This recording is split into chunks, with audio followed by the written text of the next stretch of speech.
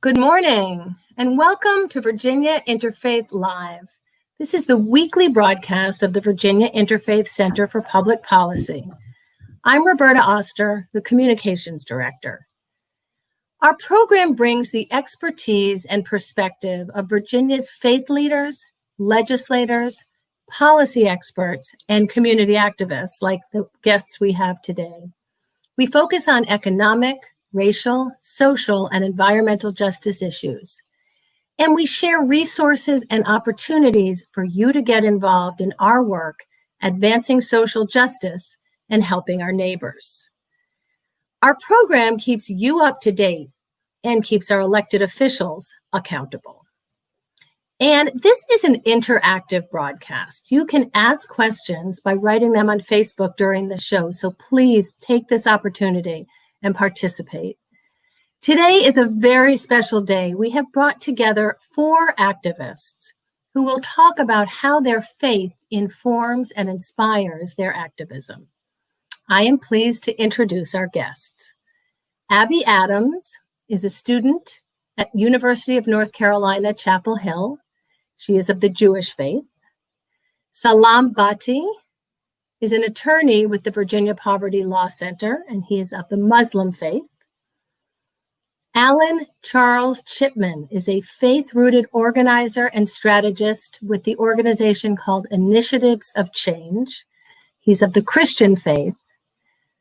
And Eesha Randhawa is a student going to be a freshman at George Mason University in Virginia, and she is of the Sikh faith.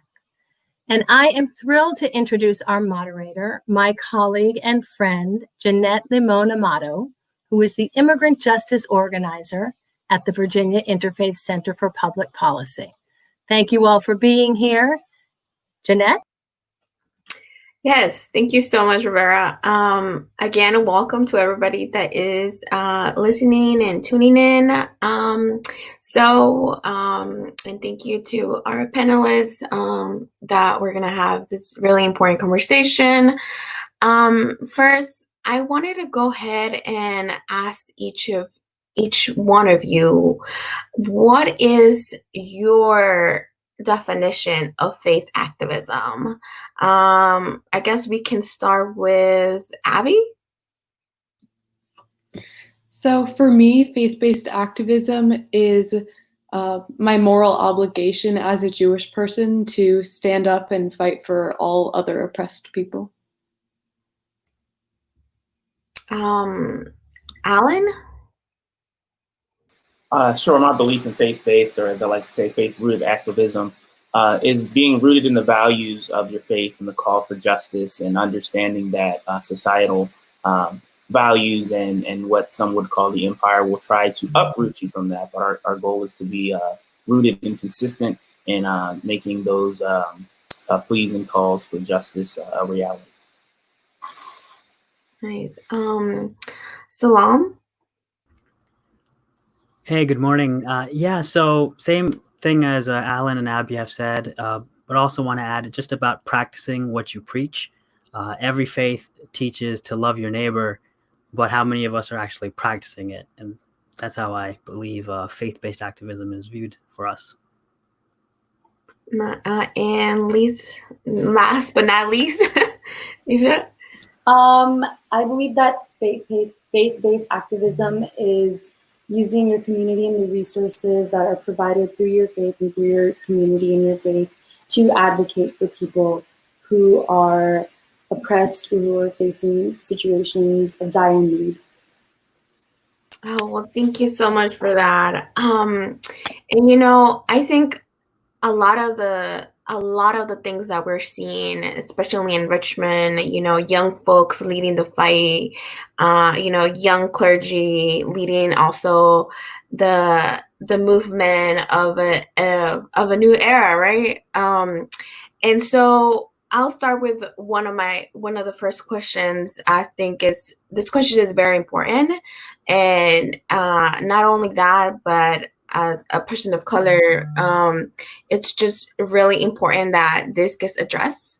And so I want each of y'all to answer this. to the congregation that you belong, what is your congregation doing beyond quote unquote writing statements to actually, dismantle the system that keeps oppressing Black folks and people of color? Because as you guys mentioned, faith activism it's something that is rooted within justice, but what are we really doing outside of just writing statements or standing up in press conferences, so I don't know, let's see, I'll start with Allan. Thank you. Yeah, that's an important question. And from my faith, the Christian faith, there's a prophet named John the Baptist who says that we need to repent and bear fruits worthy of repentance. And he uses a Greek word called metanoia, which means to change one's mind, which is the internal work to make sure that we are not perpetuating whether it's colonization or racism, classism, and then also to change the purpose of formation and understanding that the very institutions and structures of our society are based on the power that was built from, especially in the United States, from racism. And so our goal is to challenge that. And first, people have to understand enough the structures that we are fighting. Right now in Richmond, people are very excited about monuments coming down, but not understanding that there were restrictive covenants and the ways that education was changed as well. And at the same time, yesterday we had protesters who were trying to extend an eviction moratorium because just like when the monuments went up, Black people are being displaced due to wealth and things such as that. And so for me, we're really working with a lot of clergy to really start a reform agenda for police reform in the General Assembly and really educating, but most of all, making sure that people are doing the spiritual work to divorce their thinking from what racism and slavery has conditioned us to think about each other. Yes, thank you. I guess we can also go with Eesha. Like, do you want to answer that? Go ahead and answer that question. So as far as the Sikh community locally, during the pandemic, the Gurdwara, which is the temple that Sikh people pray at, extended their resources to communities that were in need of food supplies, which were greatly communities of color. Other than that, the Gurdwara extends educational resources to classrooms and to other schools that want to enrich their curriculums, especially regarding world history. And on top of that, the community is strongly made up of people who are actually around my age and even younger. So a lot of the advocacy is actually starting up now, especially within the last year, where we've seen more and more people within the Sikh community of Virginia become aware of social issues and connecting to one another and extending as much help as they can and advocacy. Wow, that's so great. Abby. So, sorry, there's some background noise. My temple has been working a lot on having conversations, and right now there's a series of book panel discussions about different books regarding racial injustice. And we've also been trying to, in parts of services, include information about what is happening today. And when we're praying for healing, we talk about praying for all people right now with the Black Lives Matter movement and healing for George Floyd and his family and Breonna Taylor and many other people. And in addition to that, I live in Charlotte, North Carolina, and we've been working on getting a monument torn down that we had some place in it being put up originally. So we were learning about the history of that, and we ended up getting it torn down. So that's something that we are very proud of. So in addition to having conversations, which is very important, that's the main thing we've been working on. Nice. And last but not least, Salaam. we're doing three things in the Ahmadiyya Muslim community. One is we recently wrote about 6,000 letters to local mayors, sheriffs, and county supervisors to let them know that we are paying attention to what their police departments are doing, and we demand justice on every level of society. And we received responses from many of the mayors and sheriffs and supervisors from across the country based on what we sent them. Two is we're acting, and that is through engaging in dialogue with people from across the country. Just last night, we had this great dialogue that was hosted by Mahershala Ali with Representative Karen Bass, Dr. Gruyere, who wrote the book Post-Traumatic Slavery Syndrome, and Dr. Basir Rodney, who's an educator at a college. And we were talking about the systemic racism that's been in America for 400 years, and how, you know, toppling some monuments or writing some laws isn't going to change what we've been going through for 4 centuries. It's going to really take a whole entire re-education through the schools and through society to really bring actual lasting change. And so we have this campaign called Justice Supreme to really combat that, because we're saying it's not about the supremacy of race, it's about the supremacy of justice. And finally, praying. We know in our faith community that praying is what really gets things done, but of course you have to do the action too, because faith without works is dead. But we are praying earnestly for our nation that it can really truly progress and heal from the wounds that we are currently facing. Wow, yes. Thank you for bringing, like not just praying, but action. And so this leads me to another great question. Well, as I might think, as we've seen historical civil rights leaders who were actively protesting in the streets, how do you feel faith leaders can be accomplices in this historical, modern civil rights movement? Because I think that, we're in a different era, different time, things are moving really quickly. So, I'm not sure who wants to go first, but I mean, we can certainly start with Abby.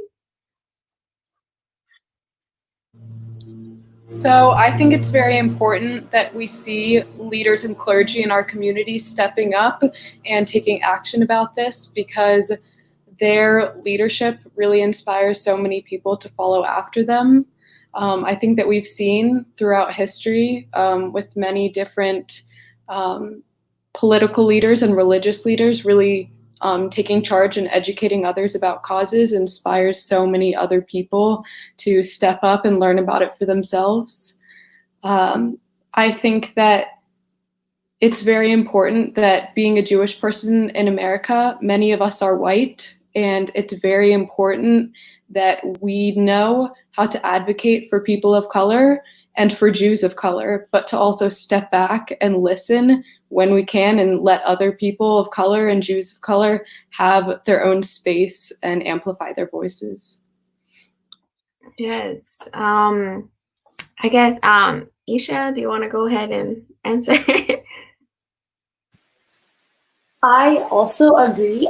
We should be asking our faith leaders to step up and to speak up, especially considering that a religious community usually is so cohesive and has like history with one another. A lot of families within us, especially like the Sikh community, for example, it's not a large community in Virginia, but most of the Sikhs in the Sikh community do know one another. And so when you see a religious leader who you have been acquainted with your entire life step up and start speaking on issues, that really opens a dialogue within the entire community, which is already connected. And I believe it's really, really important to speak to and feel comfortable within your community to talk to these leaders as well. Well, thank you. Allan? Yeah, I think it's important that, we maintain a liberated theology and understanding the role of empire and power and how it seeks to co-opt the faith voice. Many times people love to say things such as God doesn't take sides and other things such as that. But when you understand throughout the sacred scriptures how God has taken the side of those oppressed, and even in my faith, Jesus, his name, Emmanuel, meaning God with us, sent during a time when the empire was fearing a challenge to power, God stating that he is with those who are oppressed. And so I think using our voice, as Dr. King said, we are the conscience of the nation. And so understanding, and especially as a Christian, how much, whether it's Jim Crow and miscegenation laws and redlining, all these things co-opted the Christian faith to justify that. And so I think it's important that we state very clearly who we are with, which is why I really appreciated what Virginia Interfaith Center did this week with really standing with the protesters against police brutality, but also understanding the leverage and influence that we have. And as you know, they were saying, we have a relational level and a way of means of communication and making sure that we are using everything within our power and our influence to, whether it's writing letters or challenging the deeply held beliefs of racism that sustain and condone the type of violence that we see. I think it's very important that we're clear that God sides with the oppressed. Interesting. That's an interesting answer. And Salaam? Voting, I think, is the real key here, because a lot of every faith group is a nonprofit, and so a lot of the leadership is always, concerned about doing anything overtly political for fear of losing that nonprofit status, or just generally every faith group is apolitical and neutral when it comes to choosing which side. But voting is an apolitical thing, despite how political it is. So just as we have food drives or blood drives at our mosques or churches or synagogues or temples, we should also be having voter registration drives and making sure every citizen in our faith community can vote and understands how important it is to not just only vote in the presidential election every 4 years, but in Virginia, there's an election every year, if not multiple times a year. We just got done with the primary. So really educating people the importance of voting, educating people when elections are and how important primaries and general elections and all those are, that will really be a great voice for change, especially because people of color are usually disenfranchised. And we really need to be able to rise up and get that enfranchisement and use it. Nice. Well, we have a question from one of our viewers, and not sure if you guys want to answer, but the question is, yes, faith leaders are very important, but so many young adults are no longer affiliated with the faith community. So you think there's a gap? Or, I guess I can start with the youngest folks in the room. So Abby and Eesha, if y'all want to go ahead and answer that. So I think that we are seeing younger people less likely to be affiliated religiously, but I don't think that has stopped anyone in fighting for justice. I think that more and more people are realizing that fights that we are having every day, and especially right now regarding racial injustice, we all need to fight for it. It's not a religious thing. It's not a political thing. It's a human action that we all need to take.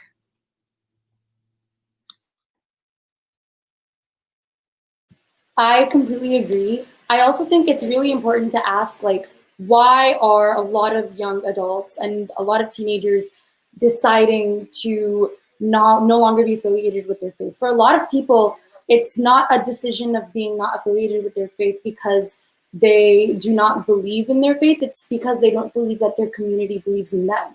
A lot of political discourse that happens within communities of faith oftentimes alienates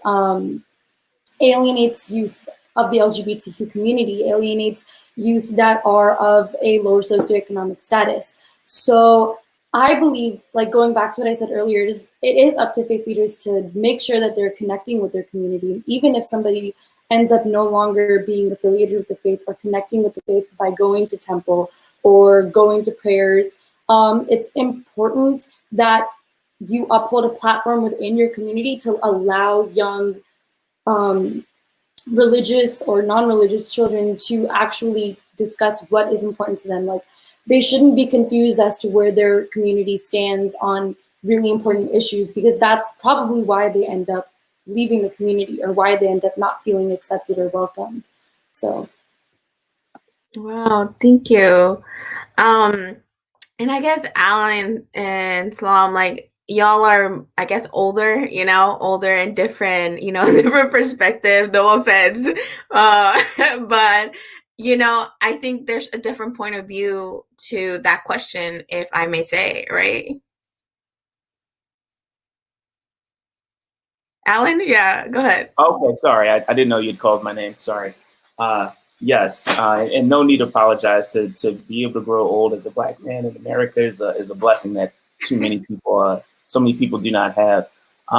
Yeah, I think it's kind of what I was saying earlier, and I think Eesha was touching on this as well, is what type of message do youth receive once they come into kind of this established religion, and how much has established religion aligned itself with the established priorities of society as a whole. And as we look even throughout the civil rights movement, so many of the leaders were young because, the youth aren't afraid to ask the questions that we have been, conditioned to just accept. And so I think, and even when you think about the story of Barbara Johns, who was one of the key people within the Brown versus Board of Education vote, the first place that she went was to Reverend Francis Griffin, who then connected her with the NAACP and with Thurgood Marshall. And there was a time where religion was aligned against the empire and people were able to find a home there. And so it's now feels kind of like I think of the story of Jesus coming to the temple, where he says, the house of prayer has now been turned into a den of thieves. And so people are not experiencing a house of God; they're experiencing a den of thieves that robs people of their dignity. Based on their orientation or based on their skin or based on their socioeconomic class. And I think we have to take up that mantle of driving those things out so that we can become that house where people can feel safe, can feel at home, can find themselves within our religion and find strength when they oppose the oppressive spirit of our times instead of being ostracized and pushed out. And I would say that, especially with being out with protesters, that it is, one of the places I feel the most connected to God, because I see the work and I see the spirit and I see the belief of these people coming in and forming a better society. Wow, thank you. I guess, Salaam, do you want to add anything to that? Yeah, I think it's very important to keep in mind that although our prophets and founders of our faith communities may have lived thousands of years in the past, human psychology has not changed. Technology has changed, but that doesn't mean our psyche has changed. And so the teachings of social justice that Prophet Moses, peace be upon him, Prophet Jesus, peace be upon him, Prophet Muhammad, peace be upon him, Guru Nanak, may God be pleased with him, all of them taught this really incredible aspect that was radical for the time of justice on every level of society, serve the needy, help the poor. And that is something that our religious leaders need to bring into today's world because it still applies.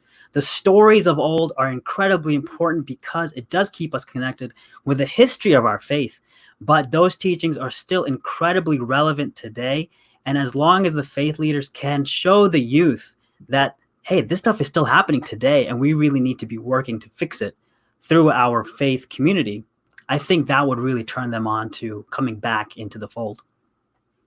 Nice. And so I see another question by Garen Lorraine, and it says, is there a way you all see your faith communities engaging politically beyond voting, especially given the historic and modern removal of rights from by BIPOC folks? And this question is really important because, as part of a group that's, I'm a DACA recipient. My family's undocumented, voting won't save me, or my church, I go to Sacred Heart Church in Richmond, which is predominantly a Latinx undocumented community, So there's just so much to go on beyond that. So I don't know if Salaam, you wanna, answer this question. You did mention voting. Yeah, that's the $1 million question, Jaron. How do we make sure that people of color, Black people, Indigenous people can really be represented if their vote is being silenced? And that is really where we are seeing a lot of white people now entering the picture and seeing how there's been so many injustices. And so hopefully we can hold their feet to the fire come November and show that, listen, look what happened in North Carolina during the election of the governor. Look at what's happening in Kentucky. Look what's happening in different states. Let's make sure that does not happen in Virginia. But we really need white people to hold elected officials accountable, to make sure that polling stations are not shut down in majority BIPOC areas. And that's really the big thing. And we really need to make sure that faith communities are going out and not only registering people to vote, but asking them to also check to see if they are still registered to vote, just in case somebody has been disenrolling people, which we've also seen in other states. So we really need to be ahead of the game here based on the precedent we have seen throughout the country. And that way we can get out ahead. Yeah, I don't know if Abby or Eesha or Allan, y'all want to add something? Yeah, go ahead. I think a really important, like what Salaam just said, you have to have these issues be acknowledged by the government, and you have to have these issues be acknowledged by what oftentimes does happen to be white people in society. So you can't allow people to continue to believe that white supremacy is not in every single facet of our day-to-day lives, like from our healthcare system to our prison system to our voting system, like that. When that is acknowledged by the white society at large, then even though there are large amounts of disenfranchised people of color, they will be able to receive that enfranchisement. They will be able to more actively fight for their rights because they have that acknowledgement, because they have, so it's up to the white people in society to educate themselves. And it's also up to people of color to do what Salaam said earlier, to reach out to one another and make sure that they are registered to vote, to make sure that they know what's going on as well. But I do think that a large part of this stems from the lack of acknowledgement. So. Well, thank you so much. I don't know, Abby or Allan, y'all want to add something else? Abby? If you can't vote, write your representatives, call them. If you can, email them. I think an important thing is, if you want to be heard more, if you want your representative to hear you more, write a letter or an email yourself. There are great templates out there, but change those up as much as you can, because a lot of times they go right to spam. So if you want to be heard, I know I met with my representatives earlier this year, and the biggest piece of advice they told us is to reach out to them. So do that as much as you can. And, as a white person, I'm trying to educate myself as much as I can about these issues, and constantly uncovering biases that I have and privilege that I have for being a white person. So I think that if you can't vote, and if you're in an area where it is not as easy for you to vote, there are other ways you can get involved. But yeah. Wow, thank you. Allan? Yeah, and I think, voting is only going to be as effective as you hold people accountable to go to. I know in the Black church, one of the popular things was souls to the polls and getting people to access the voting, which of course is important. But I think we also need to not only have souls to the polls, but also souls to the goals of our communities, whether they are undocumented, whether they're facing racism, whether they're facing all these sorts of discrimination, that congregations are and places of faith are themselves and listening to those who are directly impacted within their communities.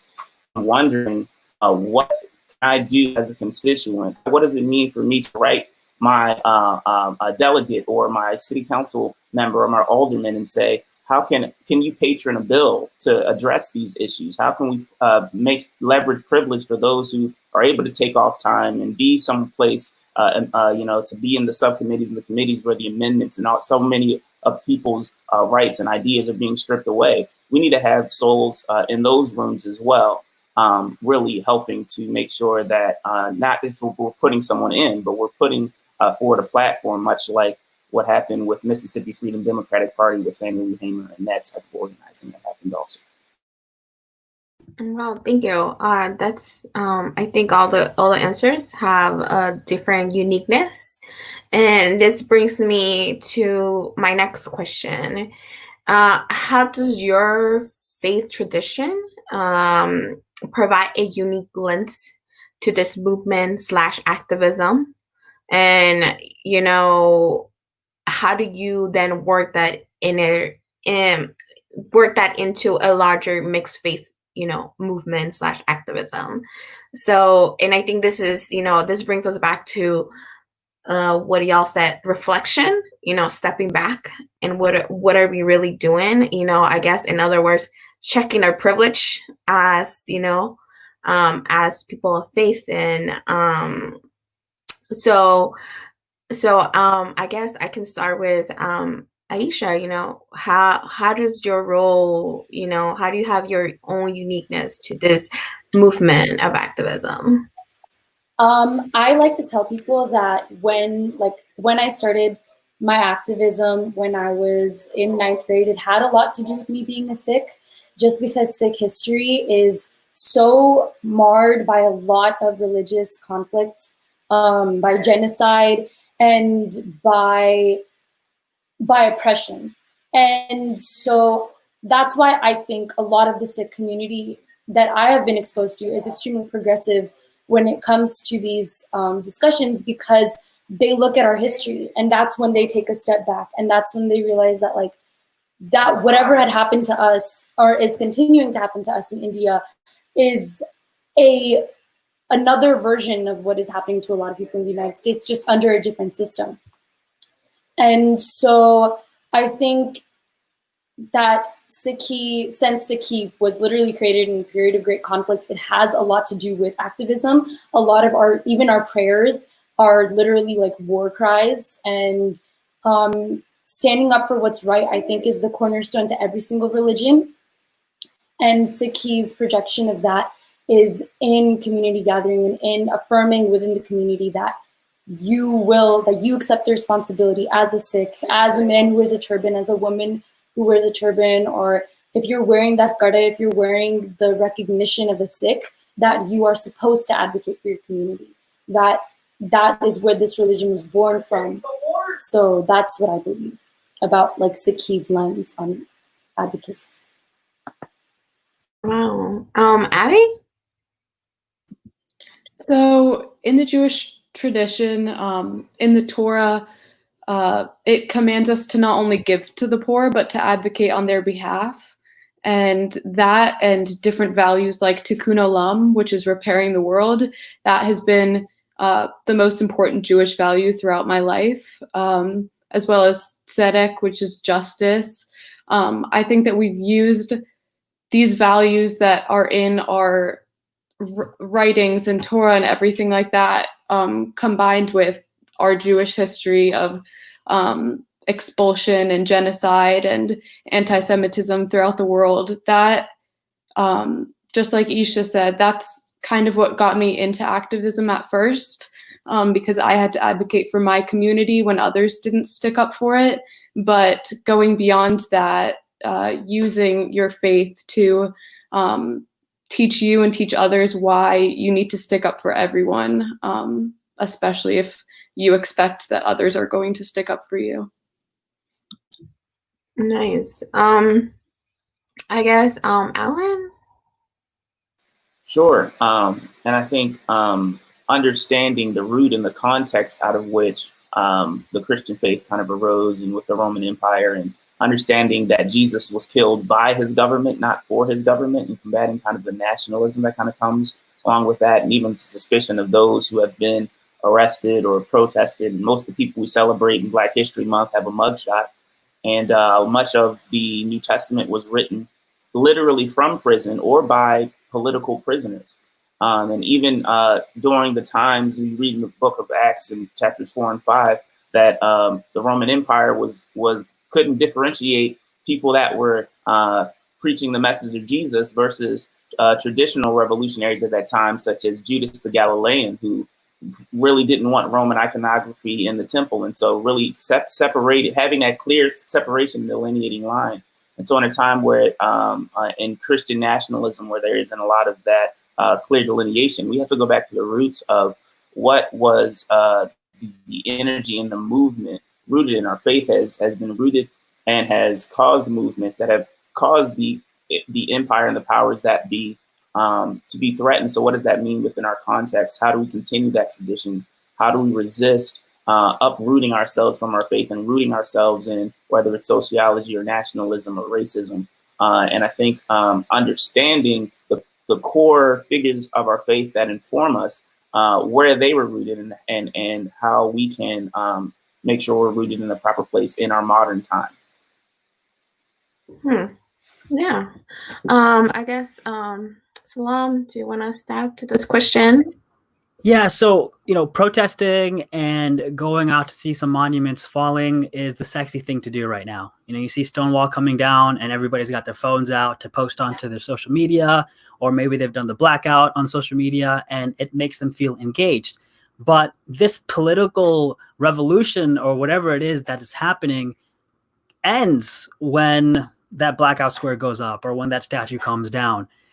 When we look at our faith and we look at the teachings of love your neighbors as yourselves, that is the next step. That is what needs to keep us moving forward. So, for example, in Islam, the Prophet Muhammad, peace and blessings of God be upon him, said, a Muslim cannot go to bed with a full stomach when his neighbor is going to bed with an empty stomach. And then he further defines neighbor as the people who live in the 40 houses around you. And you think about 40 houses around you. I barely know the neighbors in my apartment block. 40 houses around you is a real metaphorical way of saying everybody is your neighbor and you need to be taking care of everybody. So as much as you want to do a protest march or as much as you want to see a monument fall, you really need to be at the forefront and make sure your neighborhood is not hungry. That is going to make sure that every single other thing that comes from having a full stomach can happen. And that is the way we can truly progress through loving our neighbor.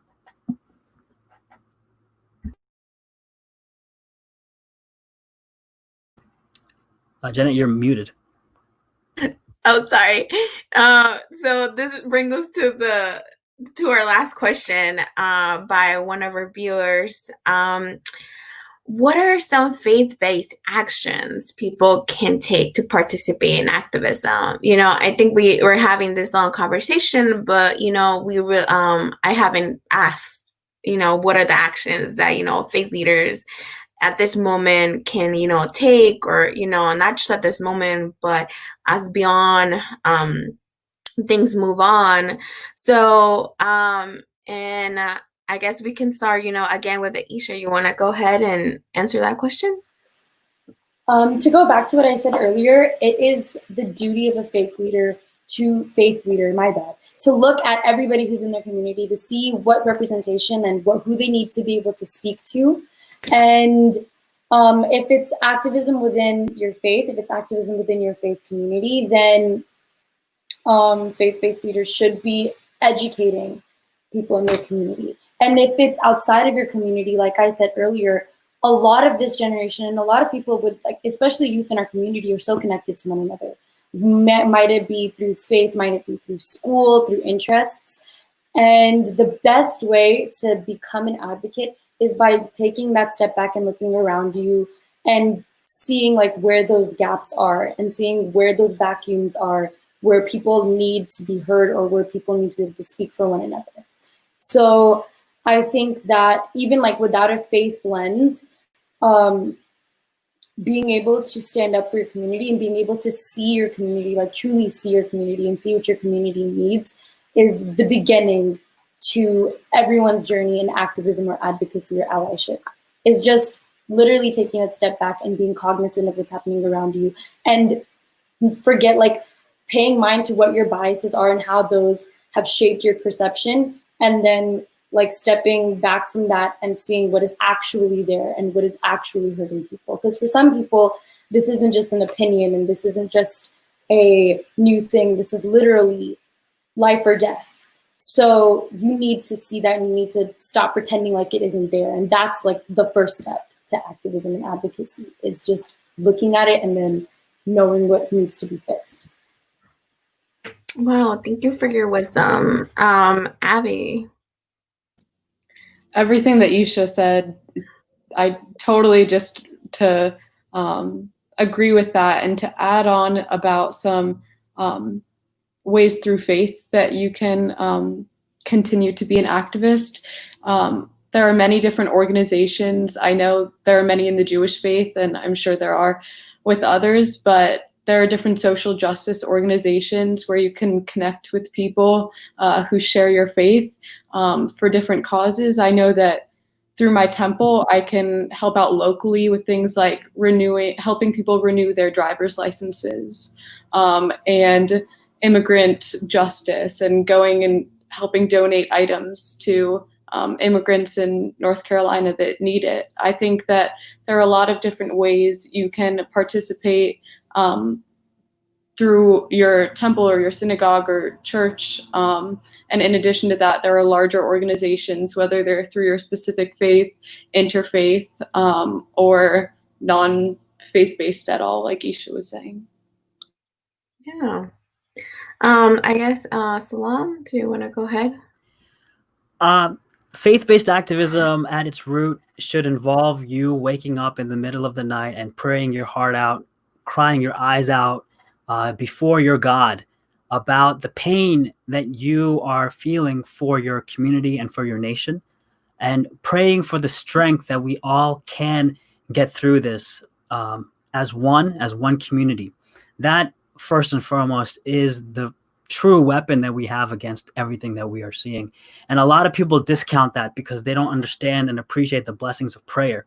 And so once you've been able to do that and really made that a part of your habit and your regimen, then going out and helping the protesters by cleaning the streets so that they are walking on clean roads, carrying water bottles with you because it is very hot outside, and making sure that they are hydrated for what they are doing, and just making sure that you are doing your part. You know, again, like I said, you could post all the things you want to social media, but that's not going to change a thing. You really need to change yourself, and you need to change your neighborhood as a result. Our Khalifa, His Holiness Mirza Masroor Ahmad, has advised the Muslim youth in our Ahmadiyya Muslim Youth Association that, listen, you know, you can go to a protest, but it's not recommended due to the violence that can result, or the temporary change that results from it. You know, people have been marching for decades in America, and it hasn't done a thing when it comes to systemic change. So be there for your communities. Go out and feed the poor to really have a major effect and a major impact on creating a systemic change. Nice. And I guess lastly, Allan. Sure. Yeah, I think it's a both and. As Dr. King said, you know, it's not enough just to give money to a beggar, but you also must interrogate and challenge a system that consistently produces beggars. As Kwame Ture says, the job of the revolutionary is to make that which is unconscious conscious. And so much of the evils that we face in our society is because people are blind to it. Their hearts have not been rendered through the process of prayer and the process of healing, or as Jesus would say, to have ears that are able to hear the cries and the injustice, and how it impacts our neighbors, how it impacts the 40 houses around us, and even as Eesha was saying as well, and how it affects people within our spiritual faith and our spiritual community and our temple or our congregation, I think we have to be dedicated to interrogating just the narratives that we receive. I know that a lot of violence that is done is typically some type of justification that happens from it. So we have to make sure that we're listening, making sure that we're activated and then also engaged. And for some people such as Virginia Interfaith Center, or if you're in Richmond, organizations such as RISK, where we can put prayer and policy together. And then also one of my favorite verses from my faith is Romans 12:2, that says, "Do not be conformed any longer to the patterns of this world." And then you'll be able to recognize God's good and perfect will. And so as we pray for God's will, we also have to understand that we are conditioned by a society where if we don't do the work of healing and prayer and connecting with communities, we will call the work of God the work of the adversary. And so we have to do that work. And once we are aligned with that work, we have to then, as John the Baptist said, bear fruits worthy of repentance. And that comes with whether it's writing your city council member, writing your general assembly member, writing your senator, and using your privilege to contact the leaders that are able to make that change. Yeah, makes sense. I think there's just a lot that we can all do and a lot that we're going to keep doing. So I'm really, grateful to share this space with y'all, and thank you for sharing your time with us. Thank you to the viewers. We hope that we can, start working together. And, like one of the comments said by Reverend Anthony Flood, it's going to take young, courageous minds to engage in these conversations and ask the questions that need to be asked to, not just, question the systems, but, keep going and making those changes. So again, thank you so much for being with us, taking your time, and hope that we will reconnect soon. So again, we will see you guys on our next show in Spanish at 4. We're going to bring a really badass activist, undocumented immigration lawyer. So please tune in, and I will once again be moderating the show on Spanish at 4. Thank you.